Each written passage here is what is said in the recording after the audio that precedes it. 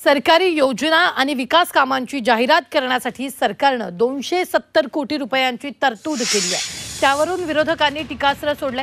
सरकारची ही निवडणुकीची प्रसिद्धी मोहीम असल्याची टीका राष्ट्रवादी काँग्रेस शरद पवार पक्षाचे प्रदेशाध्यक्ष जयंत पाटलांनी केली।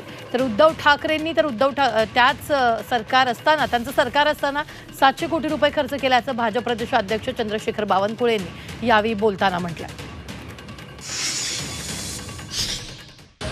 खरं म्हणजे ही शासकीय योजनांची विशेष प्रसिद्धी मोहीम आहे असं दिसत नाही, तर उलट ही निवडणुकीची प्रसिद्धी मोहीम आहे असं म्हटलं तर वावगं ठरणार नाही।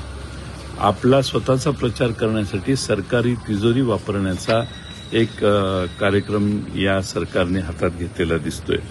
निवडणुकीच्या निकालाचा अंदाज आल्यामुळे सत्ताधारी पक्ष आता प्रचंड खटाटोपात आहे आणि येन केन मार्गाने स्वतःची प्रसिद्धी करून जनतेच्या समोर राहण्याचं काम हे सरकार करतंय।